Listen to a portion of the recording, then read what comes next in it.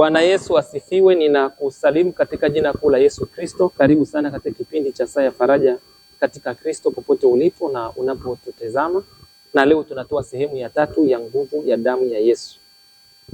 Tumshukuru Mungu. Tunakushukuru Baba yetu wa mbinguni kwa wema na fadhili zako juu ya maisha yetu. Pokea sifa muda huu kwa ajili ya mtazamaji na msikilizaji wetu. Na tunakusihi kupitia ujumbe wa neno lako kayaguse maisha yake. Neema yako Bwana ikae juu yako na mkono wako wa baraka na neema ukamfunike na kumwatamia. Kwa Yesu Kristo Mwokozi, na wote tuseme amen.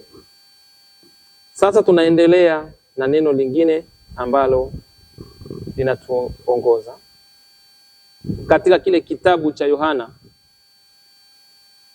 sura ile ya 6 mstari wa 51. Anasema mimi, huyo ni Yesu, mimi ndimi chakula cha uzima kilichoshuka kutoka mbinguni. Mtu akila chakula hiki ataishi milele. Chakula nitakachotoa ni mwili wangu na damu yangu. Kwa hiyo damu ya Yesu imebeba uzima kwa ajili yako wewe unayenitazama, lakini na kwa ajili ya ulimwengu wote.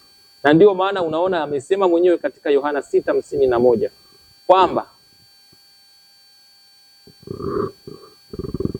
yeye ni chakula kilichoshuka kutoka mbinguni kilichobeba uzima. Mtu akila hicho chakula ataishi wala hatakufa. Na chakula hicho akasema pale ni mwili na damu yake. Kwa hiyo kama unashiriki meza ya Bwana, isemeshe kabisa kwamba unahitaji uponyaji, kwa sababu kwenye mwili na damu ya Yesu kumebeba uzima kwa ajili ya wanadamu wote.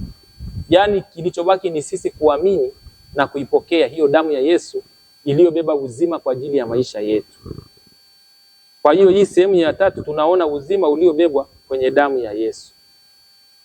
Kwa hiyo damu ya Yesu ni Yesu mwenyewe. Ukisoma kwenye kile kitabu cha Yohana sura ya 1 wanaeleza zaidi. Mstari wa 1 mpaka wa 4. Anaposema hapo mwanzo palikuwepo na neno, unabadilisha. Unasema hapo mwanzo palikuwepo na Yesu. Neno ni Yesu. Neno alivaa mwili kakaa kwetu, ambaye ni Yesu sasa. Naye neno alikuwa kwa Mungu. Naye neno alikuwa Mungu. Vyote vilifanyika kwa yeye, na pasipo yeye hakuna kilichofanyika. Anasema ndani yake kulikuwa na nuru. Na hiyo nuru ilikuwa ni uzima wa watu. Kwa hiyo unaona ndani ya Yesu kuna uzima. Ukirudi kwenye kile kitabu cha Walawi sura ya 17 mstari wa 11, anasema kwa maana uhai wa mwili u katika hiyo damu. Kwa hiyo kama ndani ya Yesu kuna uzima, basi kwenye damu yake umebeba uzima wa watu na wa ulimwengu wote. Lakini damu ya Yesu pia inaondoa kiu za dhambi na njaa. Ukisoma Yohana sura ile ya 6 mstari wa 35, Yesu akawaambia mimi ndimi chakula cha uzima. Yeye ajaye kwangu hataona njaa, naye aniaminie mimi hataona kiu kamwe. Kuna kiu nyingine haziondoki bila hii damu ya Yesu. Na hii damu ya Yesu unaposema unaimwaga kwa watoto wako, inaondoa kiu zote za dhambi. Damu ya Yesu imeambatana na maji. Unakumbuka Yesu katika kile kitabu cha Yohana, Yesu pale kisimani namna alimwambia yule mwanamke kwamba mimi nina maji ambayo nikikupa hautaona kiu tena kamwe. Yule mwanamke alikuwa hana kiu ya maji haya ya bombani tunaokunywa, haya ya Dawasa labda au haya ya Muasa.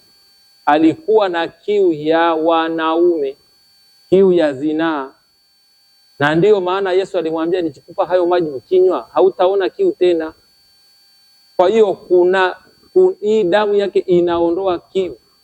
Kila unapoomba, hata kama watoto wako wanateswa na vifungo hivyo vya roho za uzinzi, roho za uasherati, roho za kiu za ulevi na za dhambi za kila aina, wewe kila unapoomba achilia damu ya Yesu juu ya wale watoto.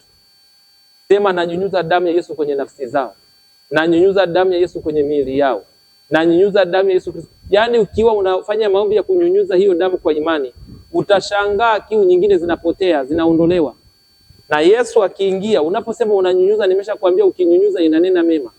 Ukiimwaga inaondoa. Kwa hiyo kama unataka kuondoa roho ya ulevi, wewe mwaga kabisa. Sema na mwaga damu ya Yesu juu ya nafsi ya mtoto fulani, na ukiimwaga